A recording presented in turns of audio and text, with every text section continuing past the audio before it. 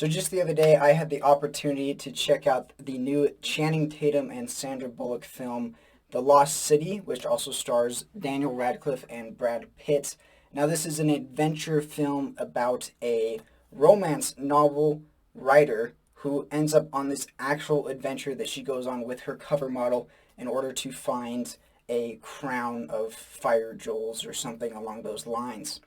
And when I went in to see this film originally, there was not a lot of people in the theaters. I saw it Thursday evening. It was opening, or the day before opening. It was the pre-showings of it, and there really wasn't very many people in there. And I have to say, just off of the beginning of this video, that I did find this to be a very entertaining movie, and I would recommend, if you are kind of on the verge of not sure if you want to see it or if you don't want to see it, I'll say that if you have the free time, go out and check it out. It is worth a watch. It was very, very entertaining. But let's go ahead and talk a little bit about some of my specific thoughts regarding the film. The first thing that I want to talk about is that this film, when it comes to entertainment versus the intriguingness of the story, this film definitely leans more into the entertainment side for me. One of the things that I loved about it is that it has a little bit of everything that you come to expect from movies. It's got some romance, it's got some comedy, it's got some action, it's got some adventure, it's got all of those different things. And while I don't feel like it excelled at any one of them in particular, the fact that it had all of them made for a very entertaining film, something that you could always look forward to what was coming next. You know, when the action comes, it's not amazing, but it's fun. When the comedy is there, it's funny. There are some good moments with that as well. So it's all in there, but it's not really spectacular in either of those particular categories. One of the things that really did make this film stand out, however, is the characters that are involved with it, particularly Channing Tatum and Sandra Bullock. They do have a good time on screen together. There's a lot of chemistry between the two, and it's fun to see how their relationship changes over the course of the film.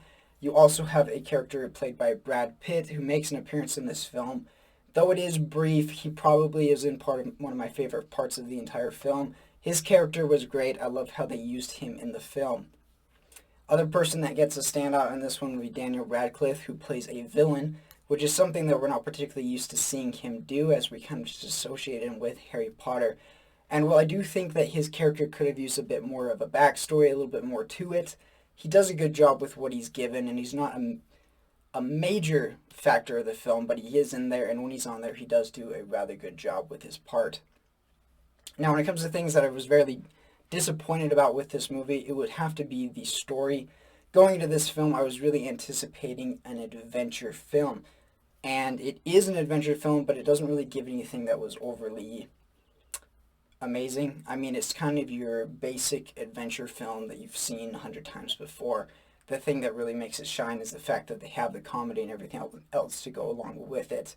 As far as the actual adventure stuff about it, I'd say it's pretty much on par with the Uncharted film that came out earlier this year as well. Personally, I kind of like the adventure aspect of Uncharted better, but where Uncharted leans into the action and style of that, this one leads more into the comedy and romance, and I think both of them work. I think both of them were very, very entertaining. Now, on a cleanliness level, this is also one that doesn't really have anything in it that's particularly bad, but it has a little bit of everything on a mild level. There's a little bit of mild swearing, a little bit of mild alcohol use, a little bit of mild sex and nudity, and that's probably the worst one, actually, is the fact that there is one part that you do see Channing Tatum's butt for a rather extended period. It was a little bit longer than I was anticipating it to be. That's probably the worst thing in the film, though. For the most part, it is rather clean, and because of that, it's really all not that bad for younger viewers. You just gotta watch out for the Channing Tatum butt scene, and you can see it coming, so it's not really a shock when it all of a sudden ends up on screen. So those are my thoughts but for the overall film, but let's go ahead and get into the final thoughts and my rating. So as I was mentioning before, The Lost City is a movie that doesn't really excel in any one category, but it draws enough from these different categories to have a good mixture of everything that you tend to enjoy in film.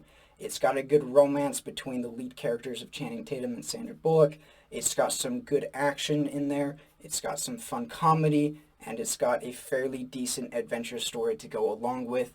even if that story really didn't live up to everything I would have liked to have seen with an adventure movie. Overall, when I look at all the parts of it, as a whole, it's not an amazing movie, but it's definitely one that you should check out if you have the time to go see it. And in comparison, I will give this one a solid rating. I'm going to give it a B, which puts it about on par with the Uncharted film, as I mentioned earlier in this series. They're pretty much neck and neck for me. They're both entertaining in different ways. Neither of them is fantastic, but they're fun enough to watch. They're worth a time out if you have the option to go and see them. On a cleanliness level, as always, it doesn't have anything that really stands out as serious, but it has little bits of things here and there. As I mentioned before, worst thing is Channing Tatum's butt that you do have on the screen for a fairly long time, and it's maybe something that you don't want your kids to see. If so, you can cover their eyes. You do see it coming. But because of that, I'm going to give it a cleanliness rating of a C+. Nothing bad, nothing that I think you need to keep your kids away from. Just be forewarned that there is some of that in there. And so overall, I thought that this was a rather good time, and I recommend that you have it and you go and see it.